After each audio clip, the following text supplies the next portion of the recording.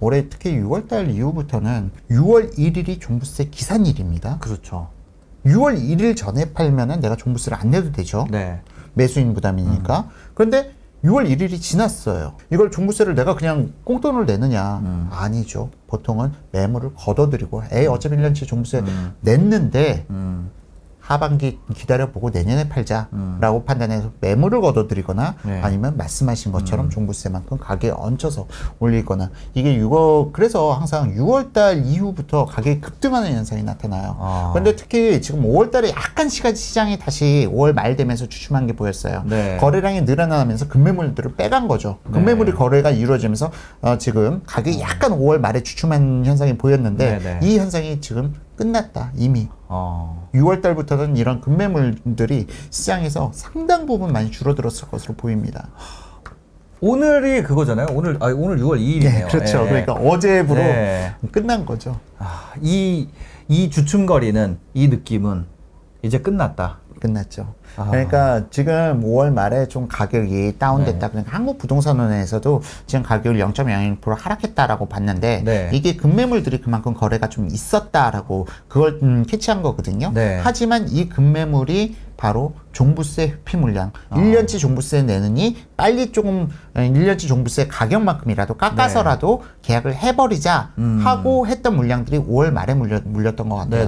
그리고 이거는 잔금을 갖다가 등기를 갖다가 5월 31일 이전에 넘겨야 하는 조건이거든요.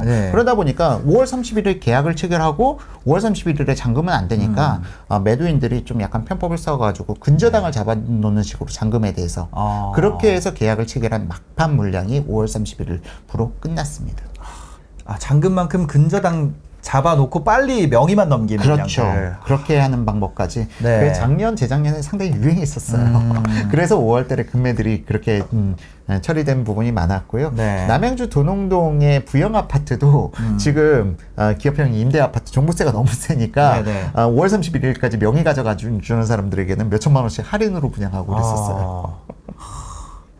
이제는 그럼 그거 분양 할인 시즌, 그러니까 종부세 발 할인 시즌은 끝났죠. 6월부터는 다시 KB 지수도 좀 고개를 더 5월달 기준으로 봐서 지금 KB가 170% 상승한 걸로 나타나요, 서울이. 근데 아니거든요.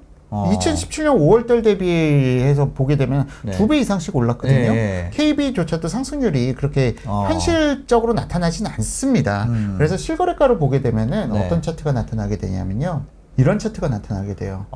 실질적으로 급등했네요. 이걸 갖다가 단지별, 전용 면적별 전부 전수조사 기준입니다. 실제 존재하는 모든 아파트 단지. 그런데 200세대 이상.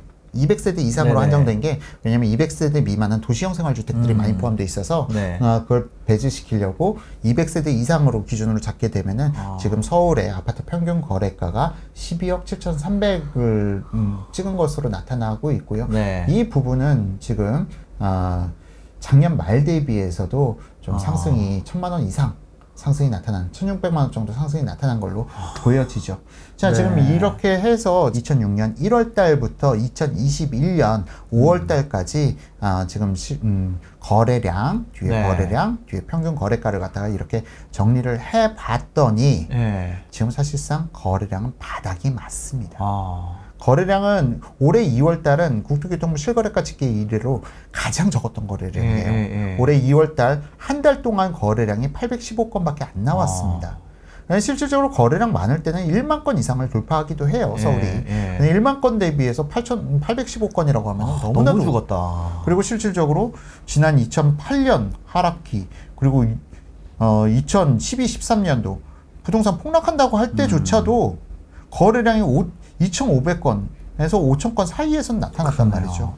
근데 지금 거래량이 815건으로 줄었는데 분명히 지금 회복세는 강하게 나타나고 있어요. 왜냐면 2월 달에 815건이었는데 4월 달에 거래량이 지금 1,737건까지 올라갔거든요. 그리고 5월 달 거래량은 잘하면 2,000건 넘을 수 있을 것으로 보입니다. 5월 달은 약간 비수기성이 있는데 이제 6월 달이 되면은 갑자기 금매물 사라지면서 사람들이 긴장하면서 매수를 서두르는 경향이 강해질 거예요. 그러면서 6월 달에는 2,500건은 무조건 넘을 것으로 보여요. 어쨌든 지금 이 차트를 갖다 보게 되면은 네. 거래량적인 측면을 봐야 되고요. 지금 가격 상승하는지 하락하는지 잘 안 보여요. 네. 너무 이게 월 단위로 하다 보니까 그래서 일별로 한번 붕괴를 해봤습니다. 일별로 붕괴를 하게 되면 거래량이 지금 회복되고 있는 게 더 강하게 보이죠. 지금 거래량 1월달, 2월달, 2월 초까지만 해도 거래량이 하루 거래량 25건 안팎에서 움직이던 것이 지금 50건에서 75건 사이까지 지금 나타나고 있고요. 네. 지금 5월달은 거래량 죽었네요? 아닙니다. 지금 실거래 신고 의무기일이 한 달이다 보니까 특히 요즘 부동산에서 나타나고 있는 현상이 좀 신고를 일부러 늦추는 경향이 강해요. 신고를 늦춘다? 왜요? 네. 안 그래도 단지들마다 호가를 갖다 너무 높여간다. 그러니까 신고가 나오면은 매물 걷어들이고 더 높은 가격에 얹혀서 팔려고 거래가 더 안 되니까. 그렇죠. 호가가 올라가면은 지금 부동산들이 가격이 올라가는 걸 희망한다라고 폭락론자들은 이야기하는데 결코 아니에요. 그죠. 부동산 일선 공인중개사 사장님들 제일 골치 아픈 게 자꾸 호가 높이니까 그것 때문에 계약 밖으로 지금 지니까 지금 최근에 특히 심해졌어요. 그러면서 지금 4월 말 거래량도 이렇게 늘어날 것으로 안 보였는데 갑자기 거래량이 막바지 돼서 신고 막바지가 돼서 거래량이 등장하면서 가격 상승폭을 이렇게 높여가더라고요. 4월 달에. 그렇기 때문에 지금 상승이 3월 하반기부터 좀 상승이 세게 나오기 시작했고요. 4월달 급등이 나타났습니다. 그리고 5월달은 좀 쉬어가는 것처럼 보이지만 이거 지금 고가에 거래된 걸수록 신고를 늦추는 경향이 강하기 때문에 신고가 다 잡히고 나면 어떻게 바뀔지는 알 수가 없다. 이거는 조금 거래가 살아나는 느낌이 확실히 드네요. 지금. 거래량은 확실히 일별 거래량으로 기준을 보게 되면 확실히 살아나고 있고요. 그리고 지금 5월달 짓게 되면은 분명 4월달보다는 거래량 더 많이 나타날 겁니다. 6월달에 좀 많이 상승할 것으로 보이고요. 자, 지금 이 거래량과 관련돼 가지고는 사실 지금 영향을 미친 게 또 전세가가 있었어요. 전세가율. 전세가는 1월달에 좀 많이 떨어졌어요. 근데 이 차트를 보는 게 좀 해석을 갖다가 좀 기준이 달라지는 게 앞서서 매매가는 이거는 계약일 기준이에요. 그런데 이 전세가 부분은 계약일 기준이 아니라 확정일자 기준입니다. 그럼 잔금일 기준인 거죠. 잔금 치르고 내가 입주하면서 확정일자를 딜레이가 있겠네요. 그렇죠. 그러다 보니까 이 1월달의 폭락이 의미하는 바는 무엇이냐면은 바로 작년 추석 때 일시적으로 전세자금 대출까지 중단된 적이 있었습니다. 우리은행에서도 중단했고요. KB는 대출이 좀 나왔었고 또 농협에서도 중단했고요. 그러면서 전세자금 대출이 중단되면서 전세가가 일시적으로 1월달에 급락을 했던 부분이 좀 있었고요. 이게 사실은 전세자금 대출 중단에 따른 여파가 1월달에 나타난 것이다라고 볼 수가 있고요. 그리고 다시 대출 재개가 1월달쯤에 발생이 됐어요. 다시 1월달, 2월달에 대출 재개가 이루어지다 보니까 이게 4월달에서 다시 상승으로 나타나고 있는 거다. 그럼 앞으로도 좀 상승에다가 방점을 두고 계신 거네요. 상승에 방점을 준다기보다는 상승할 수밖에 없지 않을까라는 생각이 들고요. 서울 안에서도 미분양 나왔다, 뭐 이런 거 기사들 많이 나오고 있고요. 실제 서울에도 미분양 증가한 데이터들도 나오고 있고 이래서 실질적으로 미분양 최근에 많이 늘고 있는 건 사실입니다. 일단 전국 기준으로 해서도 미분양 늘고 있고요. 서울, 경기, 인천 다 미분양은 늘고 있어요. 자, 이 부분에 대해서 그러면은 지금 미분양이 많은 거야, 적은 거야? 지금 전국 15개월간 미분양 현황을 보시면요. 지금 미분양 현황이 작년 1월 달부터 해서 조금씩 계속 감소했었어요. 작년 11월 달까지. 그런데 올해 1월 달부터 미분양이 증가하기 시작합니다. 그래서 15,000건 밑으로까지 떨어졌던 미분양 물량이 지금 현재 3월 달 기준으로 해서 27,974건까지 올라가 있는 상황이에요. 자, 실질적으로 단기간으로 측면에서 보게 되면은 미분양이 좀 많이 누적되고 있는 건 팩트입니다. 그리고 또한 중공업 미분양은 그런데 상대적으로 이상하게 중공업 미분양은 감소해 가고 있어요. 사실상 집값을 갖다가 하락시키는 요인은 중공업 미분양이지 이 전체 미분양은 아니거든요. 보통 건설회사에서는 최초 분양하고 3개월을 갖다가 초기 분양일이라고 합니다. 모델하우스 오픈하고 그리고 청약 과정 거치고 그리고 부적격자 정리하고 그리고 선착순 분양시키고 그리고 나서 이후에 좀 남은 것들 정리하는 기간까지 해서 3개월을 초기 분양률이라고 해요. 네. 근데 초기 분양률 3개월 계속 분양이 많이 나타나고 있으면은 미분양은 자연스럽게 증가하는 겁니다. 그리고 나서 이게 악성 미분양이 되는 것은 중공업 미분양인데 네네. 지금 악성 미분양은 감소하고 있다. 라는 부분은 좀 주의 깊게 봐야 될 대목이고요. 그러면 지금 28,000건의 미분양이 많은 것인가 적은 것이냐 이걸 갖다가 네. 2001년부터 해서 22년 동안 네. 미분양 물량을 갖다 한번 살펴볼게요. 이게 전국 2022년 동안의 네. 미분양 물량입니다. 지금 사실은 27,974건이라는 미분양 물량이 네. 바닥 수준이에요. 그러네요. 2001년 이후부터 지금 쭉 정리해 보면은 네네. 지금 미분양 물량은 상당히 적은 수준이고요. 오히려 미분양 물량이 늘어나고 있다고 하지만 그래봤자 역대 기준으로 봤을 때는 가장 적은 수준에 네. 포함됩니다. 그리고 중공업 미분양 오히려 또 줄고 있네요. 예, 중공업 미분양 네. 또 줄고 있죠. 문제는 네. 중공업 미분양은 지금 2004년 이후 최저치예요. 2004년 1월 달에 미분양이 좀 급하게 늘어가지고 4만 건까지 올라갔었어요. 네네. 그리고 나서 실질적으로 2004년도에 집값이 하락했나요? 아니죠. 네. 2005년, 6년, 7년까지 서울에서는 상당히 높은 폭등을 갖다 일으켰죠. 전국적으로. 네네. 자, 그러다가 미분양이 누적되고 실질적으로 중공업 미분양 심각한 단계가 나타난 게 2008년부터 나타났어요. 그러면서 전국적으로 이게 아닌데 하면서 네네. 집값이 떨어지기 시작했던 게 바로 2008년도부터 떨어지기 시작했고요. 그러면 실질적으로 2004년부터 2008년까지 4년 동안은 네. 계속 하락기였다는 뜻이에요. 그러네요. 실질적으로. 그럼 이 당시 미분양이 많을 때는 7만 3천 건까지 올라가기도 했었죠. 네. 실질적으로 미분양 지금 27,974건이란 건 결코 많은 수치가 아니다라고 말씀드릴 수가 있을 것 같고요. 그리고 우리가 폭락이라는 네네. 이야기를 많이 하잖아요. 네네. 그럼 실질적으로 폭락이 나타났던 2009년도의 상황, 폭락론자들이 이야기하는 2009년도의 상황 같은 경우를 보면 2009년, 10년, 11년, 12년 이 기간 동안에는 미분양 전국 기준으로 해서 최고 많을 때 16만 5천 건, 16만 6천 건까지 갔었어요. 네네네. 그리고 중공업 미분양은 최고 정점 찍었을 때 5만 2천 건까지 갔었고요. 그런데 지금은 중공업 미분양 7천 건, 네. 그리고 일단 미분양, 그냥 전체 미분양, 파란색 선, 전체 네네. 미분양은 27,900건에 불과한 겁니다. 굉장히 낮은 수준이네요. 굉장히 낮은 수준이죠. 그리고 어떻게 미분양이 쌓일 수가 있나요? 미분양 쌓으려면 분양이 많으면 미분양 쌓이죠. 그렇죠. 그렇지 않아요? 그런데 분양이 지금 없잖아요. 분양이 없죠. 분양이 네. 너무 줄어들어 있는 네, 상황이잖아요. 입주 물량도 향후 3년 동안 바닥 수준인데 거기다 네. 신규 분양도 없어요. 네. 그러면 미분양이 쌓일 수가 없는 거죠. 그러니까 이게 지금 상당히 커다란 문제고요. 미분양이 지금 늘어난 건 맞아요. 네. 늘어난 건 맞는데 이거는 신규 분양이 많아서 네. 좀 나타나면서 나타난 일시적 현상이고 이게 중공업 미분양으로까지 영향을 미치고 하려면은 지금 과거에는 2004년도에 4만 건 미분양 갑자기 폭발적으로 늘어나기 시작하면서 네. 16만 건까지 올라가고 그 기간이 4년이 걸렸지만 네. 지금은 공급이 너무 부족하고 재개발 재건축 단지들 다 시공사와 공사비 갈등 때문에 지금 착공 일정도 못 잡고 있고 네. 자 이러한 부분들이 실질적으로 종합적으로 영향을 미쳐서 지금 향후 공급 물량까지도 상당히 위축시키는 영향을 미치고 있는 겁니다. 그러다 보니까 국토교통부에서 지금 네.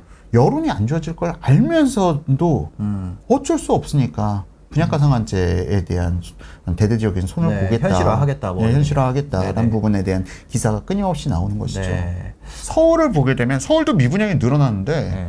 180건이에요.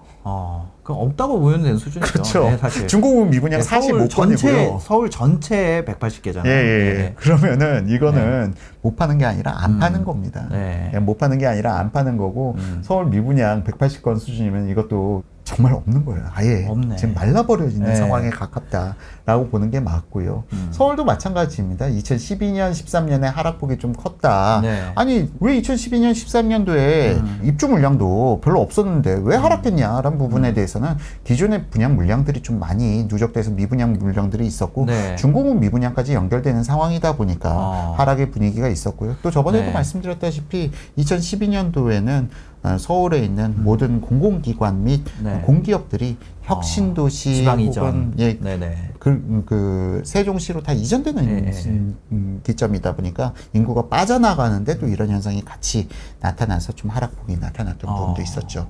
자, 어쨌든 서울을 보게 되면은 서울은 전혀 미분양 걱정할 부분도 아니고요. 이거는 신경 아예 미분양이 없다, 제로다라고 보는 거나 거의 진배 없고요. 그럼 경기도는 미분양 좀 많지 않나요? 하고 보실 수가 있는데요.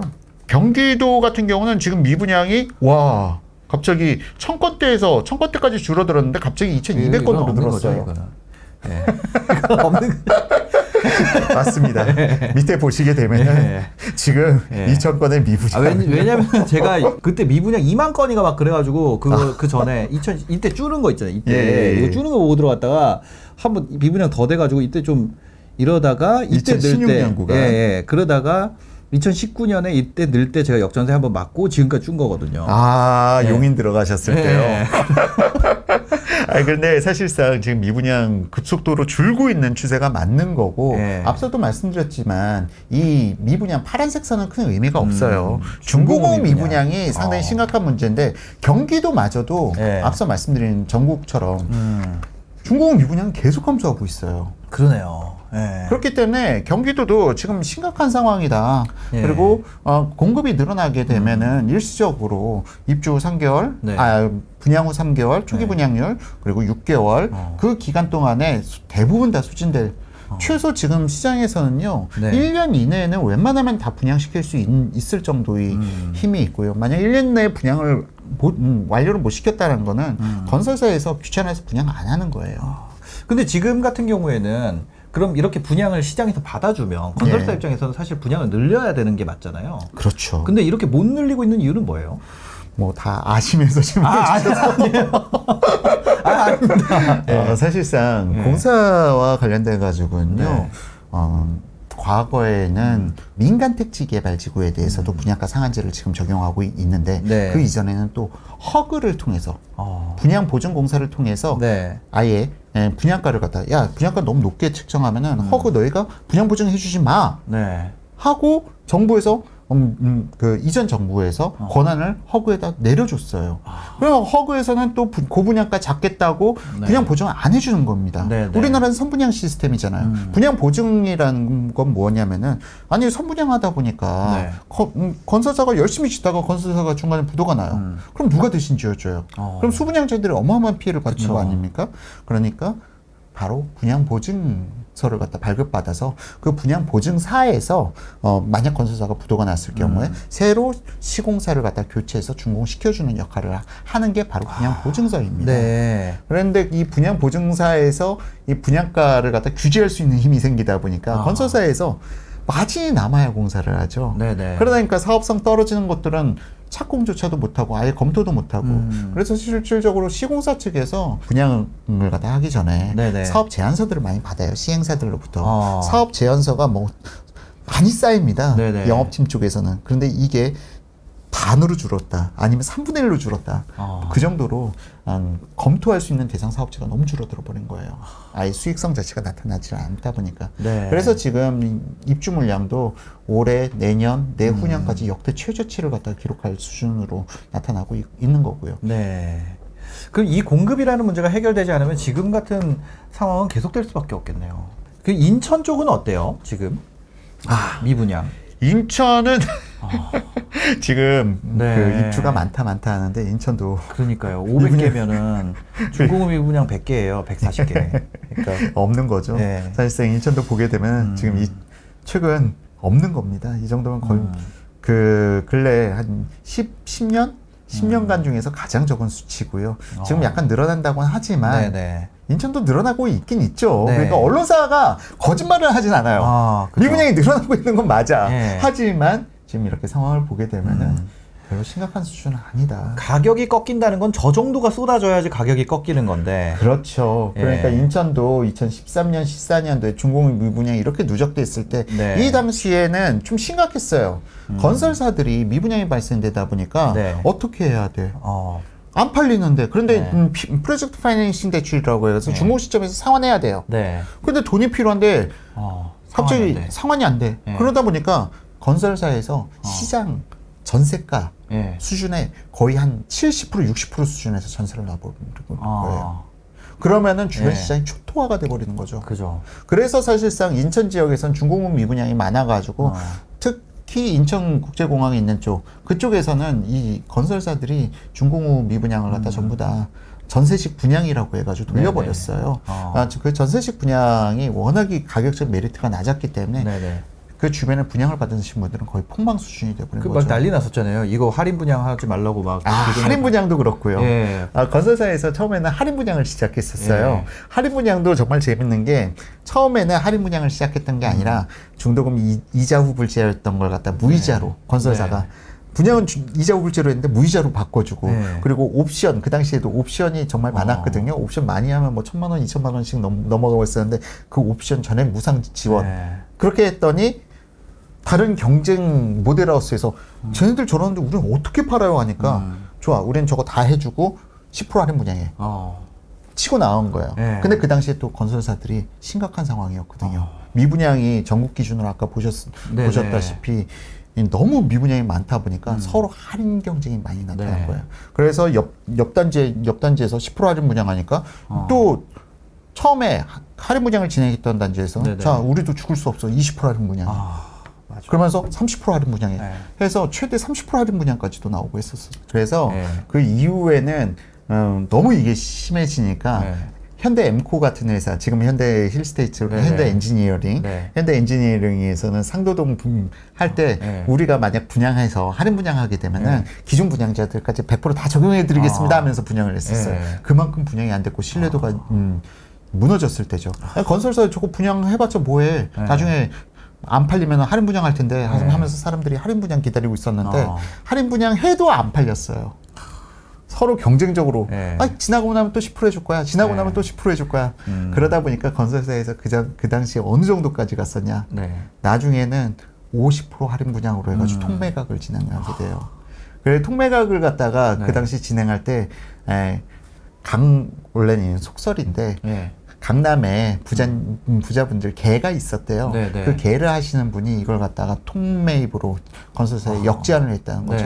그리고 나서 이 통매각이라는 게 한번 뚫리고 나서부터는 그 이후에는 좀 보험사라든지 아니면은 그런 곳에서 제2금융권 쪽에서도 통매각을 건설사에다 많이 제안했었어요.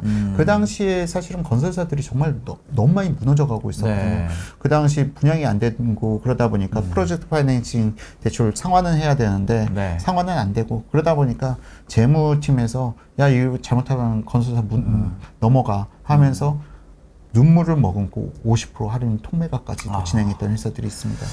그 지금 현재는 그런 상황으로 갈 조짐은 전혀 안 보인다. 전혀 보이지는 않고요. 다시 한번 차트로 돌아가서 말씀드리자면 2009년부터 건설사 부도들이 많이 나타나기 시작합니다.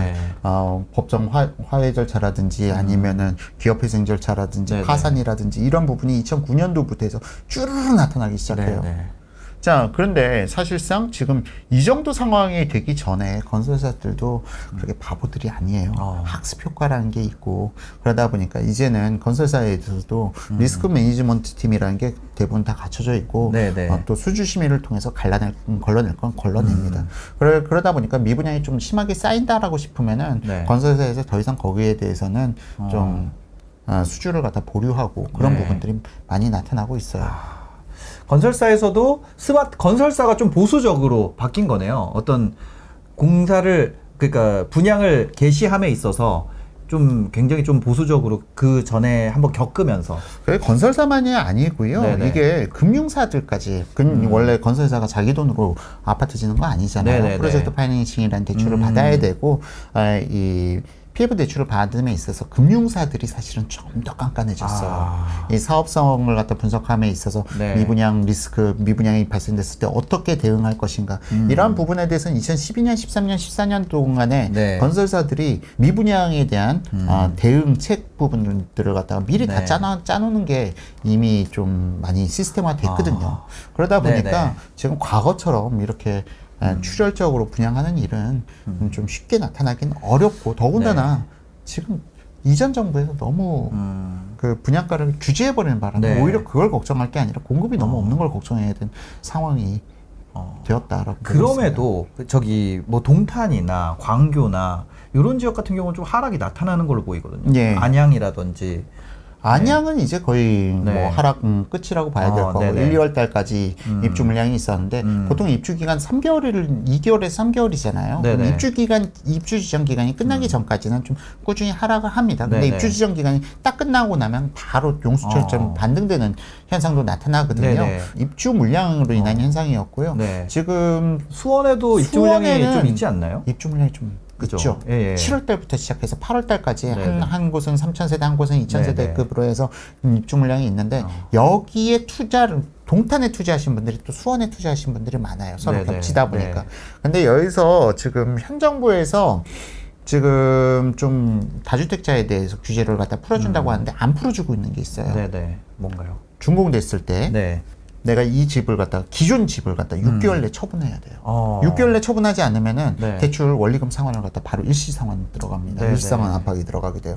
그 부분 때문에 사실은 중도금 대출 동탄에 살면서 동탄에 집이 있으면서 수원에 청약해서 당첨됐어요. 그러면은 중도금 대출을 받을 때 처분 서약서를 다 써놨거든요. 네네. 그래서 이 부분 때문에 좀 매물들이 좀 강하게 나오는 것 같고요. 근데 이 부분들이 사실은 올해 4, 4분기 되면은 입주 물량이 또 없어져요. 그렇기 때문에 4, 4분기부터는 또 반등이 좀 강하게 나타날 수 있을 여지도 있다고 보고 있습니다. 어떻게 보면은 지금 하락에 좀 내가 파는 것보다는 예. 4, 4분기까지는 기다려보는 게 더 낫겠네요. 이미 실질적- 보유하고 있는 분이라면. 그렇죠. 수원이나 동탄 지역은 지금은 매도 타이밍은 아니고요. 강력하게 매수 타이밍이죠. 지금같이. 사실은 하락한다는 이야기가 나올 때가 매수 타이밍이거든요.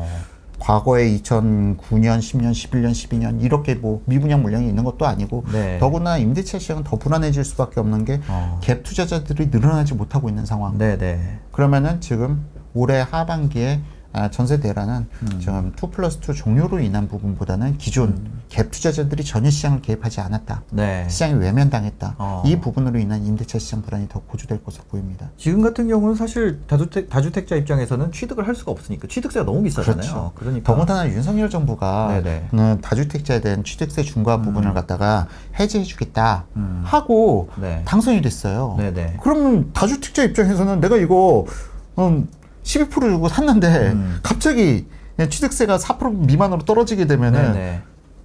바보 되는 억울하잖아요. 거잖아요. 억울하다 보니까 네. 그래서 지금 더 매수를 못하는 부분도 있습니다. 눈치 보기 때문에. 그러니까 그거 환급해 줄 것도 아니고. 네.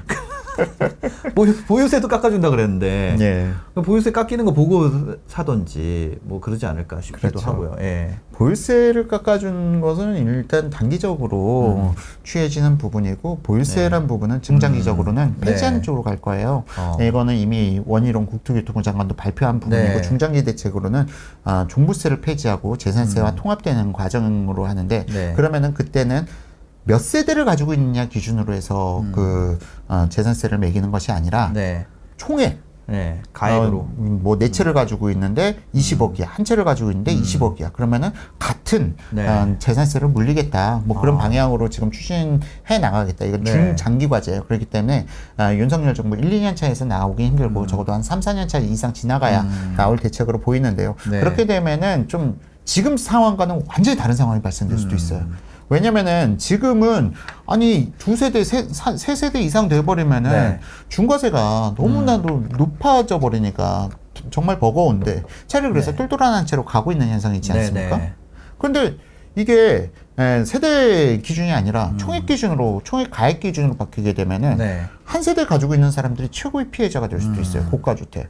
왜냐하면은 여러 채 가지고 있는 사람들은 세금에 대해서 다른 세대들에게 전가가 되거든요. 네네. 임차인들에게. 그쵸. 그러면서 수익이 발생되는데 네네. 한 세대 가지고 있는 사람들은 그냥 그걸 자기가 깔고 앉아 있어야 되는 그런 네네. 부분밖에 없다 보니까 이런 부분이 나타나게 되면은 그때부터 다시 다주택자들이 늘어나면서 임대차 가능 물량도 늘어나고 네. 오히려 전세 시장도 다시 부활하는 그런 부분이 나타날 수도 있지 않을까라는 생각까지 듭니다. 연말까지 좀 전세 시장이 점점 더 불안해질 걸로 보세요. 연말까지는 연말까지라기보다는 네. 내년까지도 계속 나타나. 내년까지도 계속. 전세까지 그러니까 박근혜 정부 초기를 생각해 보시면은 지금 상황과 얼추 비슷하다고 생각합니다. 네. 박근혜 정부 초기에는 매매가는 그렇게 높게 상승하진 못했어요. 하지만 박근혜 정부 때 직무유기다. 전세가 안 잡고 뭐 하냐라고 얘기했는데 전세가를 잡을 수 있는 방법이 뭐가 있어요? 전세가를 갖다가 그렇게 폭등했던 이유도 바로 2012년, 13년 집값 폭락한다 했을 때 네. 그때 다주택자들이 누가 집을 사요? 집값이 하락한다는데. 네. 그리고 다주택자들이 개입을 안 한 거예요. 그러다 보니까 2014년, 15년 전세가가 폭등을 했잖아요. 그런데 지금 상황이 비슷하다는 거죠. 다주택자들이 시장에 개입을 못하면 못할수록 전세가는 더 폭등해가는 겁니다. 네. 왜냐면은 기존 임대인 같은 경우는 네. 어떤 속성을 가지고 있느냐, 결국은 월세로 바꿔 나가요. 내가 이거 뭐 전세금 더 받아서 뭐해, 월세 받는 게 더 낫지 하면서 월세 임대인으로 바뀌어 나가고요. 네네. 이걸 갖다 계속 충족시켜 주는 것이 신규 갭 투자자들이 이걸 충족시켜줘요. 그러면서 네. 전세 물량을 계속 늘려나가는 거거든요. 그런데 신규 갭 투자자들이 시장을 개입을 못하고 있는 상황이에요. 그러면은 전세는 어디서 새로 나올 수가 있을까요? 그리고 기존 임대인들은 점점 월세화로 바뀌어가는데 네네. 그러다 보니까 전세의 희소성은 점점 더 심해질 수가 있고요. 이러한 부분들이 내년 되면은 전세가 너무 좀 심각할 정도로 축제가 될 수 있어 보입니다. 지금은 전세가를 어떻게 잡느냐. 그쵸. 아무래도 보통 제 주변의 친구들도 그렇고 다 집값 떨어질 걸로 생각을 하더라고요. 그래서 집값은 떨어지기는 좀 상당히 집값이 어렵죠. 이제 하락할 걸로 이제는 집값 끝난 거 아니야? 이런 분위기가 굉장히 많고 더 이상 살 사람이 없다. 이제 그런 얘기들도 많이 있고 그러다 보니까 실제로 주거 형태로 전세를 굉장히 선호하게 되더라고요. 네. 그런데 이게 또 재밌는 게 강남은 평균 전세가가 이제 10억이 넘어가잖아요. 그죠. 집 살 돈이 없다라는 건 네. 아니죠. 10억 전세 사는 사람. 네. 특히 강남에서 대형평이라고 하면 이제 강남에서 40평대, 50평대 전세가 20억 뭐 쉽게 그죠. 나타나고 있어요. 네. 그럼 20억 전세를 사는 사람이 돈이 없어서 집을 못 사는 걸까요? 근데 예를 들어서 20평대라 그러면 예. 20평대라 그러면 지금 뭐 가격도 괜찮은 것도 있고 뭐 여기도 그 바로 옆에 잠실주공 5단지 같은 경우는 예. 만약에 산다 그러면 전세 싸잖아요. 예, 그렇죠. 재건축 대상 아파트는 좀 저렴하긴 하죠. 네, 그래서 이제 그런 전세를 좀 더 생각을 하더라고요. 예를 들어서 대출을 받아서 예. 뭐 2, 3억 있다고 하면 핵심지 재건축 아파트를 들어가려고 하는 경우도 있고 예. 아니면 내가 출퇴근 시간이 좀 걸리면 외곽으로 가야 그렇죠. 되잖아요. 외곽으로 가야죠. 예, 그러니까 둘 중에 하나를 이제 선택을 하는데 예. 내가 살려고 그러는 사람들은 외곽에 가서 사고 내가 출퇴근 좀 시간 아끼려고 하는 친구들은 이제 안쪽으로 들어오고 아니면 예. 평수를 줄이거나 뭐 그런 선택을 하게 되더라고요. 그렇죠. 그런데 문제는 임대차 시장이 안정돼 있는 상황. 임대 가능 물량이 넉넉해요. 네. 그러면은 이러한 선택이 자유롭지만 임대 가능 물량이 너무 적고 점점 그러면 줄어들고. 전세가가 폭등하고 네. 그런 양상이면은 결국은 외곽으로 밀려나서 집을 사야 되는 네. 선택을 할 수밖에 없는, 거의 강제적으로 선택을 할 수밖에 없는 그런 상황도 나타날 수 있다라고